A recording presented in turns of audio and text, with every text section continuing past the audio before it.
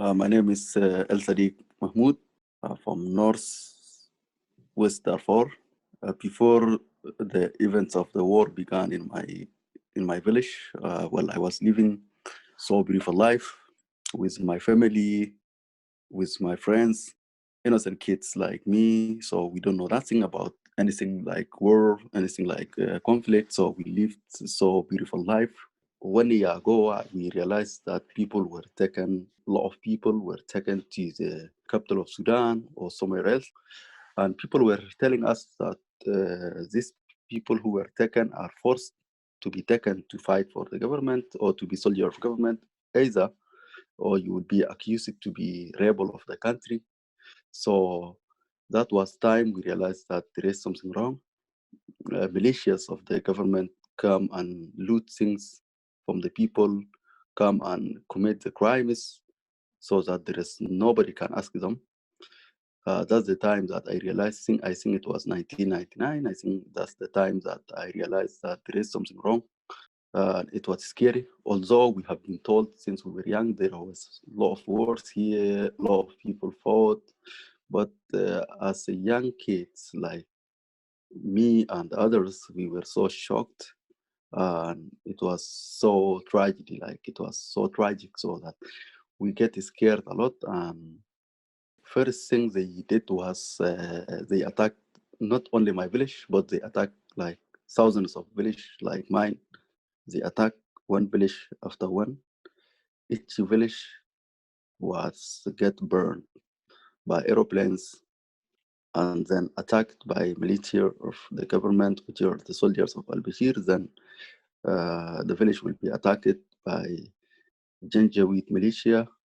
They attack the village, they loot the things, they kill the people, they destroy everything, and they bury the water source so that nobody will never ever come back again. I think if they find small kids, they can take any old people, they find them, they can kill them. Escaping from that place is so horrible. So everybody was running for his or her life. So people were scared. I never know where we're going, but people were heading from that side. So I moved with them. We stayed in a city, a small city called Bahai. It's very small village, among like 50 to 45 houses because people are too many. It was one of the horrible times that I live in ever in my life. When like a lot of kids like me, they came without their parents. Some of them their parents killed and burned. Some of them they lost. Some of them they stolen. You only at the night you only hear the voice of the kids are crying. They were asking for their parents, their mothers, and for the women that lost their husbands, for the orphans kids, for the nobody. I think everybody was hungry, but nobody talk about hunger. They all talk about their families. So we lived almost like 3 months without no shelter. It was so cold, December. That's the most horrible than when people were killed, because when people were killed, before that you were scared, but you sleeping at your house, I think.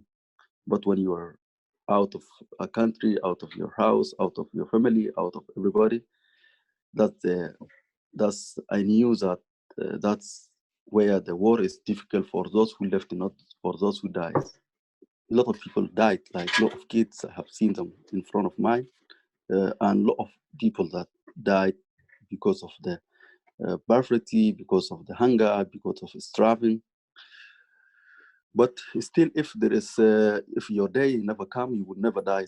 I lived in IDB camp. We moved from Bahai, where we were. We lived there almost 6 years. Yeah, I think so. We lived there. We stayed there. I think our life starts to change somehow. Not better, but at least we get something to cover. We get something where to put your head, where to live. So I moved to East Darfur, where I lived there with my uncle. I have studied there. I moved to university in Khartoum, so I have to study pharmacy there. While I was studying, I faced another struggle, which is with Sudanese intelligence service. They ask people for either you have to be a spy to them, or either you leave the uni, or if you think that you can work, and then they can face you. I have seen a lot of students were killed, a lot of them tortured, a lot of them taken to the jail. So I have been asked to join them, to be a spy with them, or I told them I would never be a spy because you killed my family, you destroyed whole of my life. It is impossible that I can stand with you. And what's the meaning of life that if I stand with you, I would have died. That's better for me. So I have been asking my friends, well, what will happen if I refuse these people? And I said that I don't want to stay with them. I don't want to work for them. They told me, well, you should have to leave the uni because this is why one of our friends called Muhammad Musa, another one is Ali Bakr were killed, and you are the third one you can be killed. So it is better for you to leave the uni. So I left and I moved back to see I becomes to be a teacher to teach the kids, the young kids. I teach there for 1 year something. When I went back, I find out that my father came back from the bush. He was fighting with SLA rebels. So he came back when he was old, and then he told me, well, now what we do is that I need you to take me back to Sudan so that I'm old now and I'm not feeling good. I feel that I will die soon and I don't want to die here. I need to die in my country, in my land. That's where my grandfathers were died. So I need to die there. I told him it is not important to die where you die, but it's important that what you have in your mind. And I told him, I promised him that we can change it and we can make it. He was insisting to go back to Sudan, so I have no choice. I have to take him back. Well, I took back to Sudan. There are mountains. Some people were hiding in the night. They live inside the mountains. They don't come out. So I took him to there. When I was living there for something of 2 to 3 months, another village were just close to the village that we live were attacked. So we moved to Amburu, village close to where we stay. We come out the village from the mountains to go there. Well, I have stayed there for something of 3 weeks. So they forced us to stay in one small room. We were 10 to 12 people. We stay in one room, no food, no, they just give you a cup of water every 24 hours. They give you a small piece of bread. People were starving. Some people have medical problems. They were still suffering. So we have to help those people. Like if they give you a cup of water, you have to drink only half and then help those people who are starving. So it was so hard life I lived there. And then everybody was get released from one of their relatives. If they pay money, they can release you. So they will let you go. But you will never go back to the camp where we live. You have to go somewhere else, hide yourself away so that they will never see you again. Yeah, well, one of my relatives come and he pay money. He live just close to Umburu. So he came and he said, okay, I will pay some money, but they will release you. You will never come back here in this place again. And if you come again, they can arrest you and then you will never come back again. They taken me in the other way, very, very far in the desert. I think they thought that they would take me and leave me there to die. They don't want to kill me by themselves. I thought if they can do what they can do it, I don't know, but why they took me there? I don't know, but they took me to the desert. They left me alone there. So I have to choose to walk. I walk like 4 hours in the morning. I slept in the night. When they left me like at 12. So I slept till the morning at 4. At 4, I was looking for the road. I find one road. I was following the road. And it was like something of 8 a.m. I find one car was coming. So I stopped the car. The driver was scared. I asked him, where are you going? He told me he's taking animals. He was taking the animals. He was with no one. I just sit in his car and I told him, you have to take me. No way. Because I have no choice to live, to be left in that desert. So Well, he took me, he drive with me like 2 days. Another third day we reach in a city called Wanyanga in desert of the Chad. We stayed there for 2 days. You have to bring water for the animals. I helped him. And then he told me, okay, I can take you as you take care of these animals. I will take you to Libya so that I can leave you there. First city we reached is a Kofra city. It was hell. People were fighting. Another tragedy, another mess, another war, another dead bodies in the streets. You can see people were fighting in the streets. I decided to move from that place. I decided to move to city of the capital of the Libya. I moved there with one guy. Like we did a lot of jobs to get some money to move. Like you have to pay something of £50 to move from city to city. Sometimes we get money. Some people are generous. They give you money. Some people they say, okay, you go, no money, because there is no law, no right in Libya. So my friend and I, we thought like, what do we do? This is not the kind of life that we live. Do we go back to IDP camps?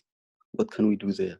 And then our last thought was we have to take the Mediterranean Sea, because some people, we know some guys, they do that. Well, Italy, I spent like something of 1 week, and everywhere we go, in the morning, you can told by police, move, go. So I moved to France. I stayed there almost 1 month, I think. It was so cold. I think it was in August or something like that. It was so cold. We go everywhere because we have nothing to lose. So we came here, we tried. And since then, I was granted refugee leave to remain, and I'm living here. When I look back, I only think about the kids and the women of those who are still living in the same situation. Nothing changed. The leader of regime have been changed in Sudan, but people are still get killed easily. There is injustice, and perpetrators are free. So I always, when I think back, I feel a pain. We have responsible to change that kind of situation that in my country back, because some people, they never know what's the right, what's the no. They were so innocent. They only get attacked, but they don't know what have happened since then. They were in shock. So I feel so pain towards them. I don't want to take any revenge. The popular perpetrators must be taken to the jail, must be taken to the court, so that we can give moral compensation to the innocent people, to the survivors of the war, to their victims, because there are perpetrators who are so they are perpetrators, but they are still so ignorant. They never know what really they have did. For the future generations, I always say the most strong weapon we have is to discuss, to talk, not to hate. You need to know who is the other person is. You don't need to fight him. People need to learn the war is not about who is winning or who is lost. War is about who is left. Because your war, other people can suffer. Those who left, those who lost their families, those who lost the hope. So war always destroy. A war never makes nothing. That's what I'm saying to the people. Life is the most expensive thing in the life, because you can kill a child, like the strongest person in the world, but you cannot even create a small thing, like a small insect. You cannot create any person in the world. So life is the most expensive thing. So that as long as people think life is not important, then the wars begin. As long as people saw the life is important, then if you think your life is so important, then you can think other people's life as well as is very important thing. So life is important. We need to discover the world. We need to fight to live the better life, not to kill, not to deny somebody's life.